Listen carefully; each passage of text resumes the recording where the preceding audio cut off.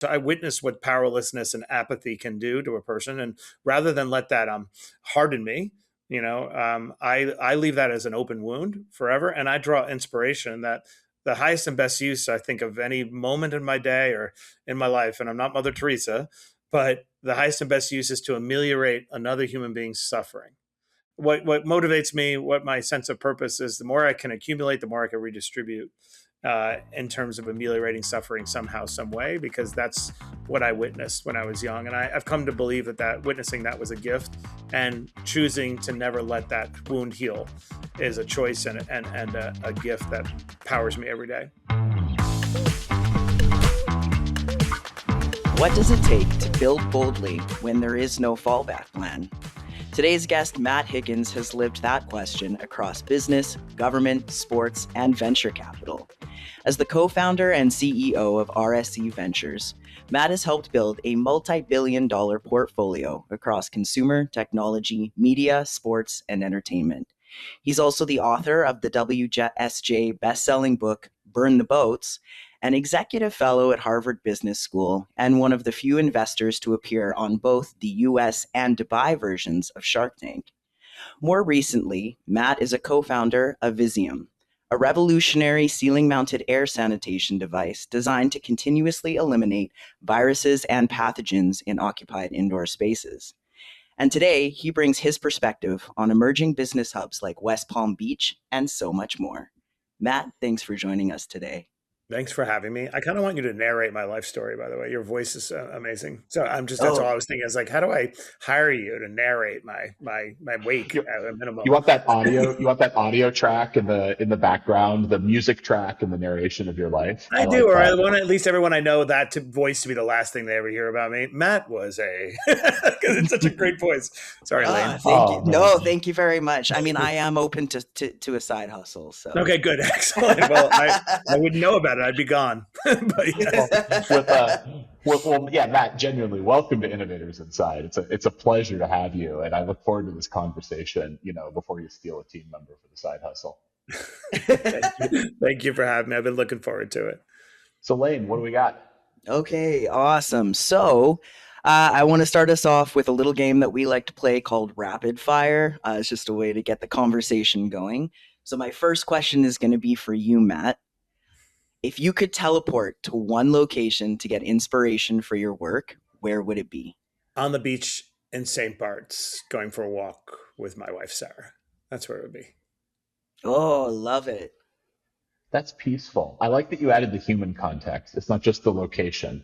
It's the... Well, I feel most at ease with her, most at ease there, and therefore my mind has a chance to roam. So that's where I would go. It's a good answer. I like that. That's awesome. It? Just one rapid fire question? That was easy. No. Oh, okay. That was more like slow fire. Okay, next one. Well, I don't know, because sometimes there was one time that we all ended up getting into an argument about whether or not a microwave was a cool thing or a not so cool thing. So, rapid fire sometimes is a slow fire because, the conversation that comes out of it. My partner, David Chang, would say it's a very cool thing, by the way, just FYI. I have never loved them. I don't own a microwave, so I think that's, I don't know. I'm starting to feel like I'm alone in this too, so I need to stop talking about. I need to stop talking about it, is what I'm gathering. Yeah. Okay. All right. Ian, what's one phrase or mantra you find yourself repeating often at work? Oh my gosh. Well, I mean, the team is going to get sick of this. No, like, get in the room. This is something that was passed down to me. It's be in the room.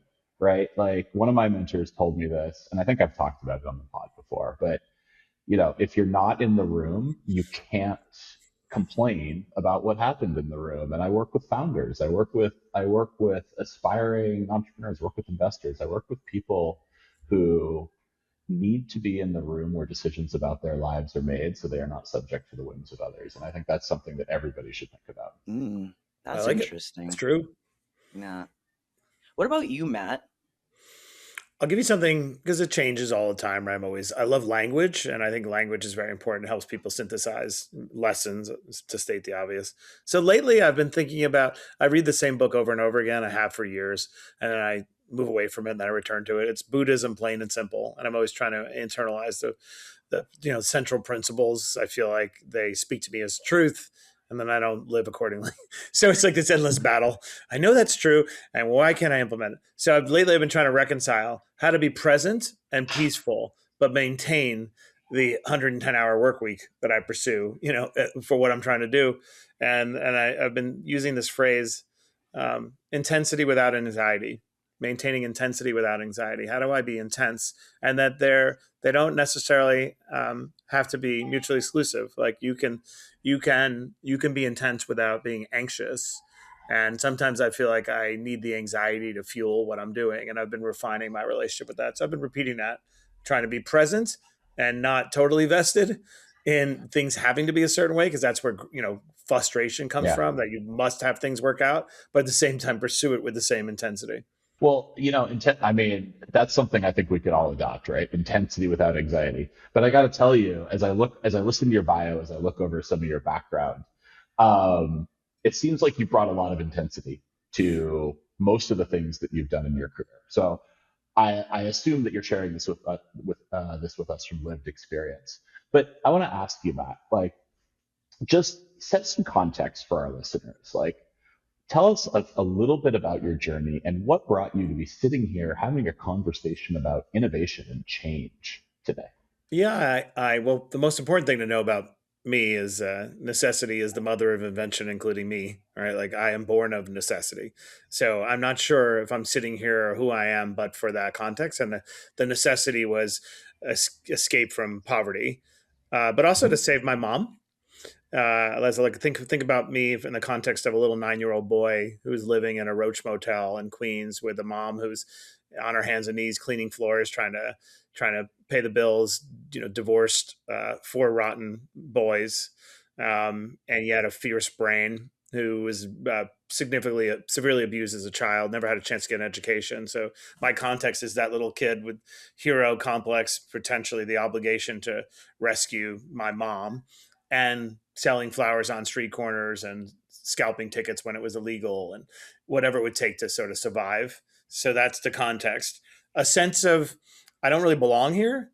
I don't know why. Thank God I was given this defiance. Like I am here, but I'm not of here. I used to say it to myself all the time. I am here, but I'm not of here. So a little bit of deliberate disassociation, which I think a lot of people with trauma respond to it that way, by disassociating. So that's the second most important thing. And then 3, like, how do I both satisfy my biblical obligation to take care of a parent, but how do I also have a normal life?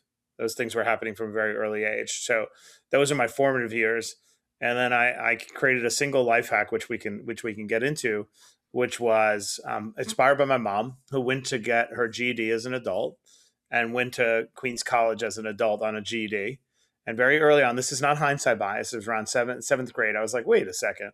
If I were to actually drop out of high school on purpose, I could start college 2 years earlier. And by being in college, I could double my salary by being a college student instead of working at McDonald's, making $3 an hour or whatever, 3.75. Sure.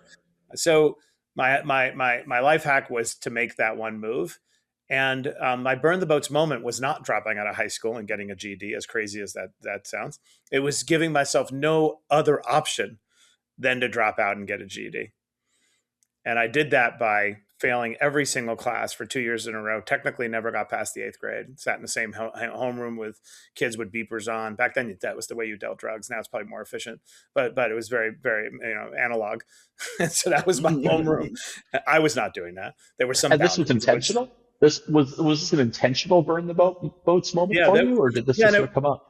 it really is the inspiration for my whole life. So imagine a little kid and you come up with this radical idea, which seems so logical to me. And then when I surfaced it to guidance counselors and other teachers, I talk about this in my book, Burn the Boats. It was met with complete resistance because 2 things. One, the people I'm consulting are ambassadors of the status quo. They're teachers, Yep. and right. So if my plan was viable, then their life purpose is not as tenable, right? Or just like there's a weird rejection. And the second thing is Yeah. when you're struggling and in pain, another important lesson I learned, you're the advice you get is corrupted because you're not sharing everything you're dealing with because you're in shame. So I would consult these ambassadors of the status quo without them knowing I'm living in a roach motel on a dog-eaten mattress and my mother's crying all night. We have no health care, literally, and I'm eating government cheese out of a cardboard box. So how do you like them apples? What do you think about my plan to drop out now? But because you're a kid, back then you'd be shamed for being poor. Now it's weirdly the opposite. But I finally I become successful, and now everyone has to deny that they're associated with me and my family. But back then it was a big deal. And so my burn the boats, moment, my intentional moment was like, how am I going to have the courage to go through with this plan? And it was second nature to me, sabotage. If I take myself to the brink and I have no other option, then there'll be no choice. I deliberately intended to be discarded by the system so they would get out of my face because I used to get picked up by the truant police and McDonald's and everything else. So that was my true. It's a little nuts. I'm glad you're giving me the space to unpack it because Yeah. people think, oh, you dropped out of high school. It was your burn the boats moment. I was like, no, my was getting left back so that I had to drop out of high school was my burn the boats move. Well, and it's really fascinating. So, like, there's this concept that we always would talk about in innovation. It's the concept of antibodies resistance, innovator's dilemma. It's got a million names, but the concept that the status quo has momentum and inertia. And you just sort of framed a really early life choice in some ways in the language of innovation. You forced yourself out of the system in a way. You forced yourself away from the antibodies. I That, did. I mean, did you know what was happening at the time? I did, but it was mostly born of a sadness, of isolation, of feeling nobody cares. It was like a Mm, revelation early on of feeling like, wow, nobody cares. I used to say it to my nobody cares. And the cavalry is not coming. It was this sort of this feeling of acceptance. When you're a kid, what do you want? Especially anyone out there who has a divorced parent can understand this emotion. You really want them, a man or a woman, to come in and rescue them because you want to be relieved of the parentification that's happening as a child, right? So yeah. that's the first cavalry. You're like, will somebody please come in and make mom or dad happy? And then that doesn't happen, right? And then you're in school and they're giving you a hard time because you're missing 40, 50 days, but they're giving you a hard time about it instead of wondering what dysfunction do you think I have Yeah. behind those closed doors that you're missing, right? So like it was a Yeah. feeling of like, oh, nobody cares enough to see the signals that are obvious. And so the reason why it's related to the antibodies point, it was, there's another way to arrive that the system, you need to reject the system, which is the system doesn't work for you, right? And so for me, the system fundamentally did not work for me. And so I needed an alternative. And so that is a decision point that I think all kinds of people probably find themselves at, right? A belief that something's not working, I need to do something different. But it's a very meaningful choice, right? Burning the boats. I mean, I love that as a metaphor and as an analogy because it's a very visual, but b it's very real. You're not going back. So from your life experience, but also from sort of the lessons and the advice that you share in your book, how do you help people distinguish when it's the right time to burn the boats? What is the difference between bold commitment and reckless risk taking?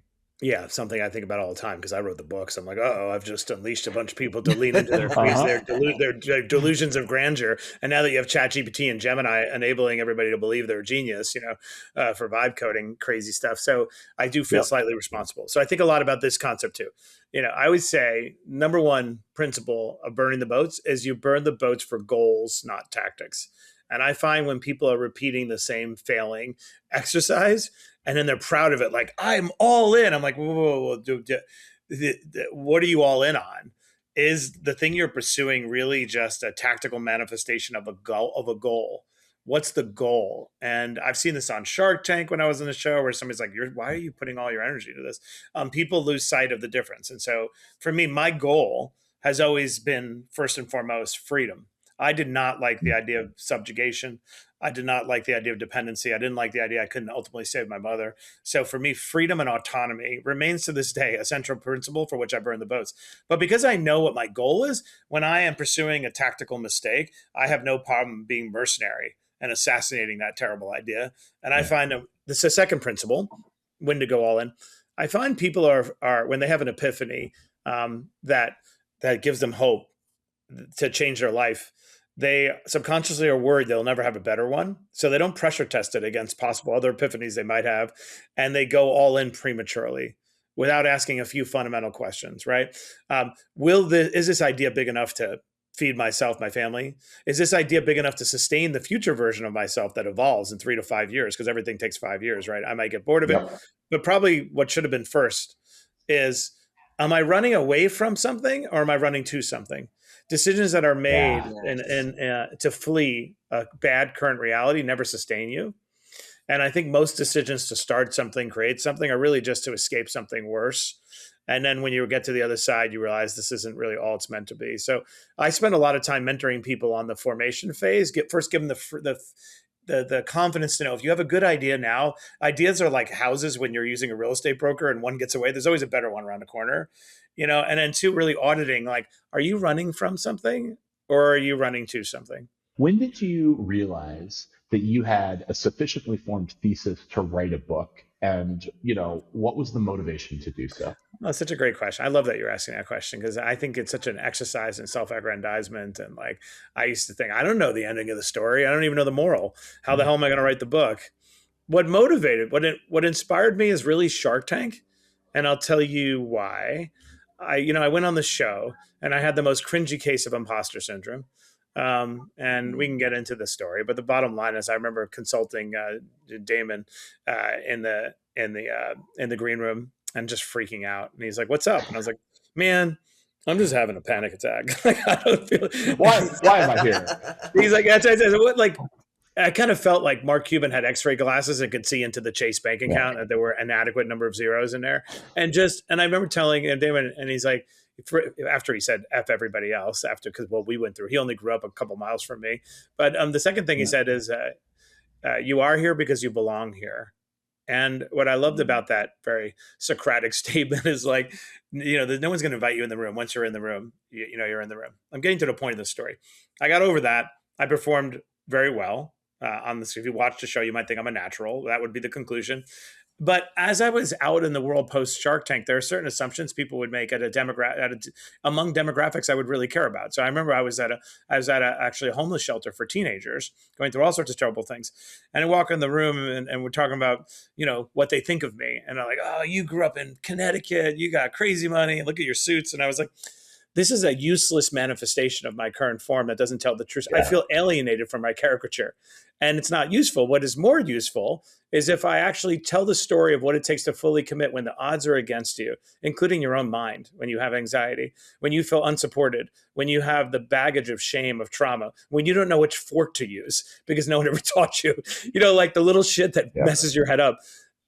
I felt like if I could write a book where I could pull back the curtain and use this muscular phase that people would think is all about go all in and burn the boats. My book is like an inside joke. It won't read that way. It has tons of pain and suffering and 2 steps forward, 1 step back. I wanted to write a book that I hoped, by lowering myself in a way that could connect, I could relate to a woman in Saudi Arabia, maybe, who doesn't feel supported, or I could maybe break the color and age barrier, the generational gap that makes us live in a balkanized universe. And somebody say, "I see something in your journey that inspires me to think I can do it." I know that sounds so damn corny, but it was a feeling of like, I don't want to show up in a homeless shelter with kids feeling like that I'm rich and I'm Shark Tank. I want them to know that I have a GED, and that's the proudest degree that hangs on my wall. Does that make sense? That's why I wrote the book. It makes absolute sense, but it's not just like, you're not just conveying a message. You're not just showing the side of yourself that you want people to understand. The way it comes across is that you are really working to embody and communicate a little bit of a life philosophy, right? That you believe has helped you. I'm playing back your words, but that you believe has helped you become the person that you aspired to be, the one with freedom, the one with choice, but also the one that is constantly evolving. Is that a fair statement? I hope it is, because it leads into my next question. It is totally a fair statement, and also the reason why I wanted to appropriate this phrase, because the word "burn the boats," while sounds great, is utterly useless without context and nuance. And so I wanted to appropriate something that has stood the test of time, that in every society has the exact same story with different words. In China, which is now on my arm, it's Pofu Chenzhou. Like every society in the world. But yet, if you ask half the population, they would say that's stupid. That that what about risk? What about people reject it, and I think it holds them back. So I want to know how you use this to evaluate and interact with those around you, right? You are an investor. You see people who want your support, financial and otherwise. You see people with big ideas, bold ideas, crazy ideas, stupid ideas. How does your burn the boats philosophy and life experience inform what you look for in a great innovator and a great entrepreneur? Yeah, I think first of all, I think the principles of burn the boats only works perfectly or whatever with a high probability of success if it's also married with self awareness. Because if you burn the boats for the wrong thing, you just definition of insanity, right? Just repeat it. So I'm always looking for someone who is fully committed to their dream, but married with a high degree of self awareness because they make their own interventions. Right. I think self Yeah. awareness actually scales well as an investor when you identify it because I don't have to be the one to call you up and be like, you realize your business is going under in 60 days when I look at the run rate. So what I'm looking for as an investor is somebody with that commitment, that utter commitment and I guess if I had one word about how I feel it when I see it, it's the word of inevitability. This person is Mm. inevitably going to figure it out or figure out Yeah, something great. And then when I identify that, I want to make sure that they have enough self awareness that they can conduct their own interventions, if that makes sense. it absolutely does.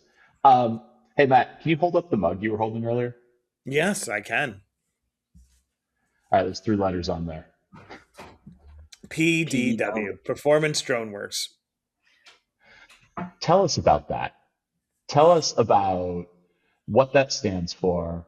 And, you could probably guess the connection I'm going to draw here, which is sort of the burn the boat style of entrepreneurship.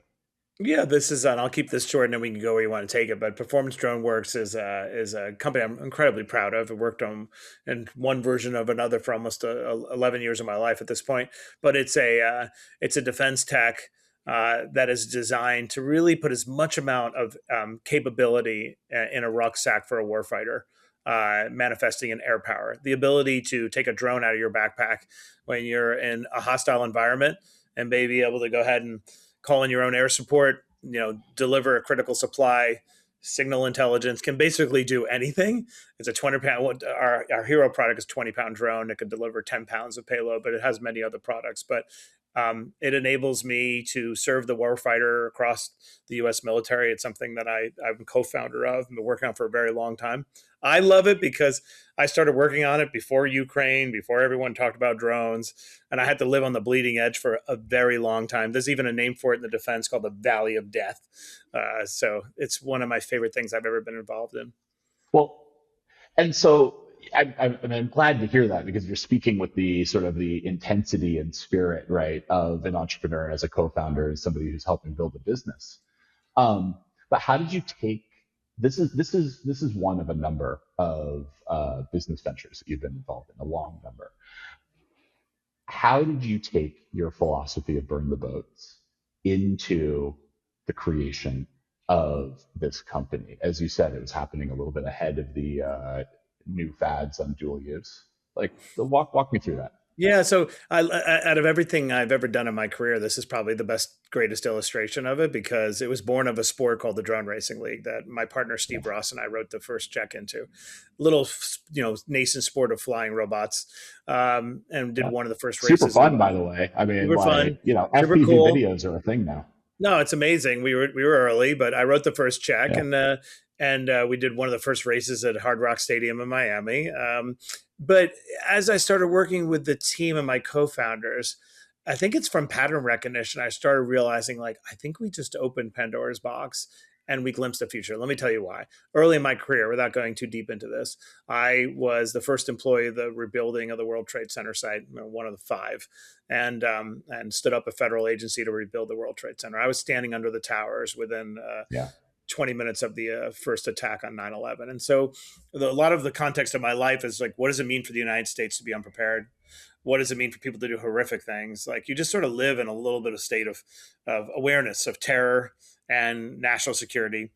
fast forward a decade later, I write this check, and suddenly we're figuring out how to fly a drone at 100 miles an hour with almost no latency in a denied environment, people using their phones in a stadium with cinder block walls, and we're winning the Guinness Book of World Records for the fastest drone. It dawned on all of us, and there were some early demand signals with the government that this is the future, both of terrorism and warfighter, and that Yeah. we were also watching as our near peer adversaries were cleaning up the market and controlling it through technology, particularly China. And what I love about it from a burn the boat standpoint, okay, so here are these demand signals, but there's no market for it. No one's buying drones. Right. There's no one there I can talk and be like, do you agree? So we had to create this company in Huntsville, Alabama, where it is right now. 10 engineers moved down there. We self-funded it. My partner Ross and I, through our put tens of millions of dollars into it through the Valley of Death. So much belief had to be invested in this company. But I felt it in every fiber of my being. I happen to have an amazing partner, who agreed. And then the world begins to come around. The funny part about it, if I'm being honest, as we're talking in 2026, right now, everything is about drones. We just raised Yeah. $110 million recently. That sometimes I enjoyed it back in the period when I was alone. Like when you'll look back, anybody here who's had to go all in on a big idea and then it starts happening, and you're like, "Oh my god, I can't believe it's happening! It's everything I thought it happening." But then when it happens, it's a very different. It's a different journey. Now everyone else is seeing it. Tons of capital rushes in. You have to be more nimble. Your decisions are a little bit different because they have to appeal to a broader audience of investors and whatnot. When I was alone, I could shape the world Just you. as I It's just you. Yeah. right. It's just me. It's just me and my co-founders and whatnot. And now it's like, oh, now it's everyone shares the thesis, but the measure of success is very different. And interestingly enough, I've come to realize I really enjoy the lonely phase, the bleeding edge disruption phase more than I enjoy the maturation phase. I guess I knew that already because I always leave big jobs. I ran the New York Jets as executive vice president. I'm like, this is kind of boring. Uh, but anyway, now that I'm going through the cycle again, and this is a massive category, I'm enjoying it, and I will Yeah. continue doing it. But interestingly enough, I'm very comfortable being alone in the bleeding edge. Amazing. Don't tell too many people how boring the Jets job was, though. I know it's not specific to the Jets, everybody listening, but sometimes you have to realize you have everybody's dream job but your own. And it Yeah. was awesome while it happened, but I enjoyed building more than presiding. Maybe that's the point. I like that quote. You have everybody's dream job but your own. Right. That's It happens. that's Well, very good. and if S- anyone out there who has that, you're keeping it for ego or other reasons, but not good ones. Yeah, absolutely. So, I mean, kind of along that vein, so you've been busy, and like you said, you've maintained a lot of intensity. So, what are you running to next? What's going on for you? What's on Yeah, the that's horizon? so. If I look at everyone's life evolves, right? So I have this holding company called RSE Ventures. We have incubated over the years. I've partnered. I've invested. We own businesses outright. And at any moment in time, mass on target, right? Mass of my energy is being directed very intensely towards the thing that needs the most amount of energy and the thing I love the most. So at the moment, that's PDW. I also carve out enough bandwidth because we are humans and we are who we are, and I always need to be creating something. So the other work that I'm doing and devoting a lot of time is a combination of investing in West Palm, which I truly believe is the next, epicenter of innovation and so many tailwinds in Florida, and particularly West Palm with my partner Steve Ross. And then one company in particular that I'm working on, which we can get into, is called Izyum, and it's around indoor air that came out of the pandemic. I'm very curious. Why West Palm? What is it about the energy there that you see it as an up and comer? It's a couple of tailwinds that are converging all at the same time. One, Florida. I mean, post COVID, uh, every municipality in the country now has to compete, which is an amazing thing for all of us Yeah. eventually. I mean, there'll be winners and losers in the short term, but in the long term, we all benefit if government feels like they have to compete for our dollars. So Florida happens to have a lot of tailwinds, obviously, no state tax and just a government that's very conducive to building. Right, everything in Florida is about supporting your desire to build. Second thing, my partner Steve Ross, who's a brilliant visionary, he just always sees things early. He went all in. So when you have a single catalyst who's behaving like a sovereign, helping launch Vanderbilt, there, building, I think 6 million commercial square feet of commercial space. I think he's putting in $10 billion of investment into one area.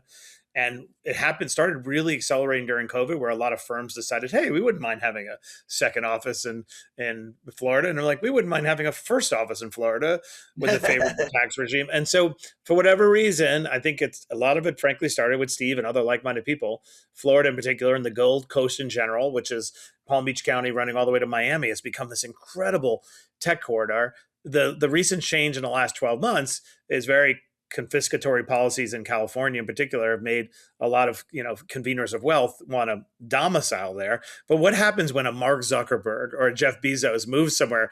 They get bored. They're like, Yeah. seems like a pretty good place to build some companies. And so I not only set up there and launched a company myself, but I'm also working with a group called Juxtapose to create an engine to build companies from scratch in West Palm. So, And I want to follow up on this because it's always really interesting to ask the question, what does it take to build a truly self-sustaining innovation ecosystem? I spent years of my life at Microsoft overseeing the startups business. I looked at startup ecosystems around the world, and there's a lot of people that aspire, a lot of places that aspire to be that next catalyst of innovation, that next global attractant of talent, the next Silicon Valley, New York City, London, Singapore, whatever you want to call it. You talked about some of the macro trends driving, West Palm forward.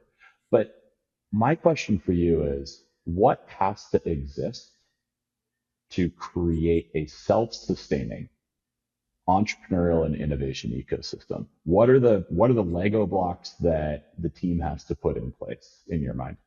such a great question. And so many try, right? All over. Everyone wants that. And there's rhetoric everywhere, Yeah, right? And some do well. Abu Dhabi is doing a pretty good job, some because they got the right. money and they have the intent. And a lot of it is just a press release. I launched an accelerator and, so and so is open for business. I think what I love about what Steve Ross is doing, he started by working backwards from what are the objections that I would imagine a company or a founder, he almost took like a vertical by vertical approach. What objections would they have? And let me knock them down in a way that maybe a developer doesn't normally do. So if we need more educational institutions, all the way K through 12, all the way to universities, I'm going to be a catalyst to create it, both using my own financial support, but my convening power. So he worked to get Vanderbilt to open up there. And now suddenly there's engineers, right? So I'm just giving you, it begins with a paradigm of let me knock down objections that stand in the way of being a tech ecosystem, which is what he's doing. And in terms of what boxes do you have to check? One is it's got to be an environment to raise kids, right? You got to feel good about your family has to want to be there as much as you want to be there. So that's Sure. schools, quality of life, transportation, lack of traffic, amenities, restaurants, all that good stuff. The thing that Florida, I think, the barrier, and this is more perception and reality because there's a ton of amazing educational institutions and engineers there, is this perception that you won't be able to get talent, right? Like a lot of perception around talent. So number one, you have to make sure you do have the universities. Two, you have to tell the story, which Ken Griffin and Steve Ross are doing through this. I don't know any other advertising campaign of its kind. They're basically telling the whole country that Florida's open for business. Here's why. You actually do need a steady supply of engineers, which not only comes from schools, but comes from companies. So here's the role that I am filling with my partners at Juxtapose. This is a group of individuals in New York who have created, I think, 23 companies from scratch that they whiteboard in a conference room. They'll come up with an unmet need. They'll identify a partner who has the problem that wants to solve it. They become the first customer and launch partner. And then they literally build a company. And I was talking to Steve and saying, it's one thing to try to attract companies to come here. That takes a minute, right? But he's done that Yep. successfully with ServiceNow and others. That's one thing. It's another thing to create like an accelerator program. There's like a Techstars and those things. But, that's giving some money to someone. They come in, maybe they stay, maybe they go. But if you were to Yep. build companies from scratch, in Palm Beach County, they're never leaving. That begins to create an ecosystem of engineers and talent. And so my role in the play, and this is going to take a minute, is to work and actually build these companies from scratch. So we create the ecosystem.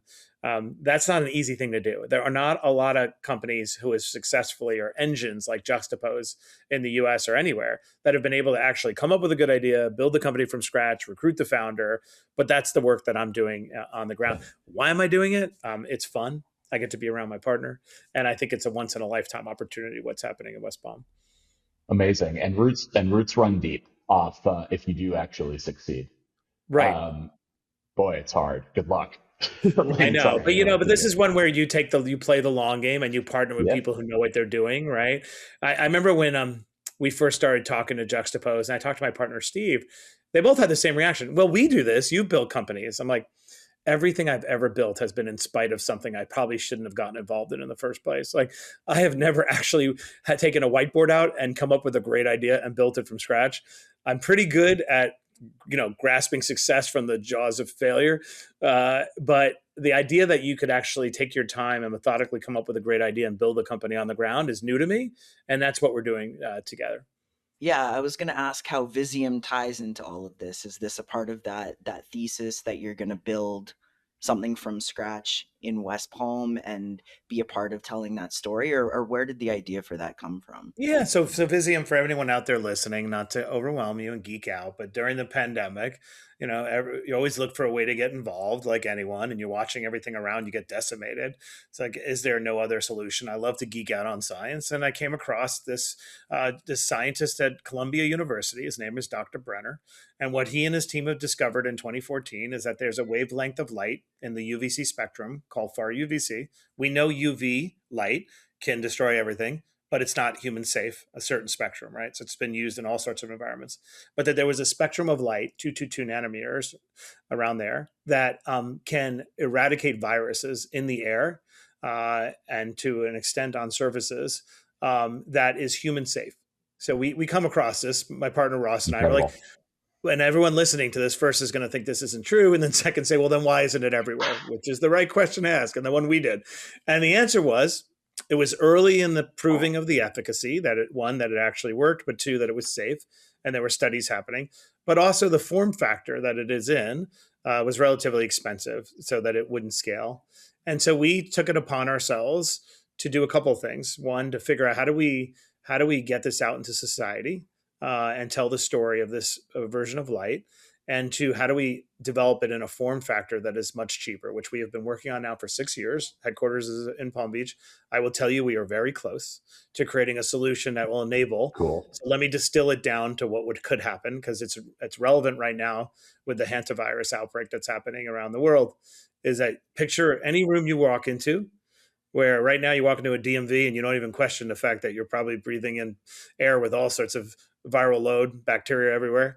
You walk into any room and these lights are on continuously. It's completely safe. You don't really notice them. But what you do know is that if you were to sneeze, normally about 10,000 droplets of a single sneeze infected with influenza would linger for 5 minutes. If those lights were on, it would reduce the amount of virus in that sneeze to 0.00002. So could be a pervasive layer in society where these lights are on, they're everywhere. It sounds so grandiose. When we pull this back up 5 years from now, you'll be like, wow, that's like kind of not everywhere, but it's a lot of where. So, Yeah. I put the headquarters in West Palm, say, okay, where do I want to put this? Where do I want to do this? Well, I want to do this in a place where already the society is looking, what cool things are happening here? Right. So I put it in the context where people will pay attention to it. And now I'm beginning to use it with my partner, Steve, to demonstrate. So if you go around West Palm right now, you will find many illustrations of this light, it's called Visium, in different places where the air is being, cleaned to an extent nowhere on Earth. Does that Okay. make sense? So Did I unpack that in a way that somebody listening will be like, our Yeah. listeners are going to get this. I mean, like, the nice thing is the technology can always be, magic and dark arts, and that's totally cool yeah, because that's the world we live in. But it makes sense what you're doing. I'm going to flip the script on you though. I know you're an investor, but you're also a founder. So I'm an investor, and the question that I've got for you is, who buys? I understand the pain point. I understand why we want clean air, but you're talking about putting up hardware, even if it's affordable hardware, pervasively across our live work environments. Who pays for that? No, that's a great question. Well, number one, it's the reason why I haven't taken investment from anyone, because I don't want to have to answer that question yet. Because it's just too, when certain things are just too early, I'm like, I don't want to deal with Yep. you. Yep. I don't want to try to Yep. convince you. I To be get that honest, a lot. I don't want to right. deal And to with be honest, I'm you. like, Yeah, I that's cool. actually don't care if you agree with me or not. So you're going to feel that collective disregard for Yeah. your opinion in the short term, because I've lived this. So, so number one, I have taken no outside investment, but it's a great question. Who cares? The biggest challenge we've had, which is now changing, is you're talking about removing a negative that you're not aware of, or you don't see, right? You're Yeah. not being reminded, danger, a viral load. And we can't swab every surface or, measure the air. So you have to start, number one, with a progression of who has the greatest necessity to create an environment where the air is particularly clean. So sports teams, right, will be early Hmm. adopters. The Izyum lights are now installed at the Dolphins, and now every day another sports team calls and says, "Hey, I hear that this achieving this reduction, it's really important to us that we keep our players on the field." That's one. Um, Pig farms, animal farms, where outbreaks have tremendous economic consequences. Hospitals, takes a long time to Yep. convince a hospital, but now that the science is happening, now hospitals are reaching out. Soon we'll have an operating room where we'll be able to do compare and contrast. So you sort of move in a progression, while at the same time lowering the price, so that the conversation doesn't go from how much does this cost to how am I going to explain why I didn't put it in. Like, if you get the price low Yep. enough, it's very hard for a developer to say, "Oh, I'm the one building that Love the has, reframe. Love the yeah, reframe. exactly." Yeah. So I, with my partner Ross, we are like, let's get the price down. So what we did is we created a lab. It's out of Cornell, where we work on this with a team of scientists all the time. I wanted to build an operating company, so it wasn't like a science project. Because what happens if you invent it but you don't know how to market it? Then you're Yeah. like, I don't know whoever invented the VCR, but it's sure it wasn't the winner. So it's like, I don't want. I always say, I don't want to be the VCR guy like in the 50s in the U.S. I'm pretty sure it was in the U.S. and it became a Japanese technology. So while at the same time as we're trying to create an affordable solution at scales, we are making sure that we're talking to folks. So, but I'll tell you, on this podcast, this is a recent phenomenon. A tipping point has been reached around awareness of the safety and the efficacy of these lights, while at the same time getting very close to creating a scalable solution. I can feel it in my bones, which is exciting. And I'll tell you why. So why am I working on this with all the stuff on my plate? I like getting involved in things that, hopefully by me being involved and contributing, that I have pulled forward the natural arc of how long it would have taken for that thing to be adopted or Yeah. implemented or perfected, not from an ego standpoint, from a life is worth living standpoint. So by virtue of Ross and I partnering on this and working on it with my other co-founders, John, Rashid, and we've been able to hopefully pull forward, probably by almost a decade, the adoption of this technology in society. Oh, that's fantastic. Well, thank you so much for sharing that with us and for sharing a lot of your story with us. We are unfortunately coming up on time, which is a shame because I've been having a lot of fun, and I'm sure our listeners have been having a lot of fun listening to this conversation. But I do want to end this conversation a little bit more on a personal note, just because your story resonated with me so much. And I think as someone, and I think for a lot of our listeners that have had to overcome a lot of like struggles in their life, there's a point where your life becomes about survival and just overcoming that trauma and building like almost a stable life within, or you get focused on the struggle of just building stability. So my question is you wake up every once in a while and you've been grinding so hard to create that stability that you look around and you think, what's the point? What's my sense of purpose? And so my question for you is, how do you find that sense of purpose? Is it running to the next thing and continuously building? Is, that like that's that legacy that you're leaving, or how do you kind of move from building stability mode and survival mode into that next part of your life where you're actually thriving or leaving that legacy? Yeah, it's a multi-part question. It's tough because I do think Yeah. when you are born in survival mode, or you live in survival mode, the longer you spend time you spend in survival mode, that's the only thing you know. It does rewire Yeah. your brain. So how does it rewire your brain? You perceive threats everywhere. You never feel safe. everything is an existential crisis. So you approach things with a degree of intensity that is maybe not warranted always. So I'm still working through a lot of that. I married the most regulated human being. Her brain is pristine, clear, responds to everything with the perfect emotional responses. So therefore, I have a control group where I'm like, that is a better way to respond than I am. So I am still trying to create the stability within me that I seek. But in terms of purpose, Yeah. I'm so grateful that I always think about this. We have a simple choice. We can deny to others that which was denied to us, or we could supply to others that which was denied to us. So it's like, what's going to Oh. be your takeaway from suffering? I witnessed the most important thing that anybody could ever witness, which is human suffering and powerlessness up close. I watched my mother deteriorate in a chair until she ultimately died when I was 26 with no health care, alone in a chair, right? Like that is burned into my brain. So I witnessed what powerlessness and apathy can do to a person. And rather than let that harden me, I leave that as an open wound forever. And I draw inspiration that the highest and best use, I think, of any moment in my day or in my life, and I'm not Mother Teresa, but the highest and best use is to ameliorate another human being's suffering, right? And so what gives me purpose is, and it's a little grandiose, is like the more resources that I accumulate, whether they're tangible with money or power and influence in society, I can redistribute those resources to ameliorate suffering somehow. And that's what anchors my behavior. Sometimes I look at some of these titans of the universe. I won't name names. I'm like, you have so much you could do to intervene. The power of Mhm. intervention is so extraordinary, right? In small ways and big ways.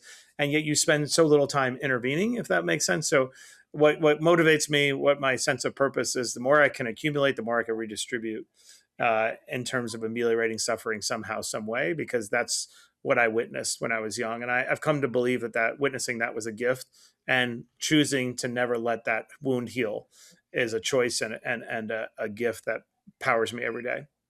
Thank you for that answer. I really appreciate that. Well, this was That's so a great, fun. yeah. We're ending on It a was very super fun. philosophical note. We went from drones, we went indoor air. This all sounds totally crazy. If you think so, you must first check out pdw.ai and you must check out Izyum One. I'm not making any of this up, although a little out there, but that's what I like to do.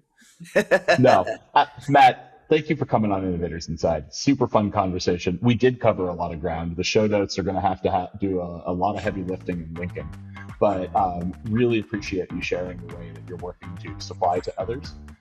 Really appreciate you sharing your life story, and can't wait for the next interaction. Thanks so much for coming on Innovators Inside.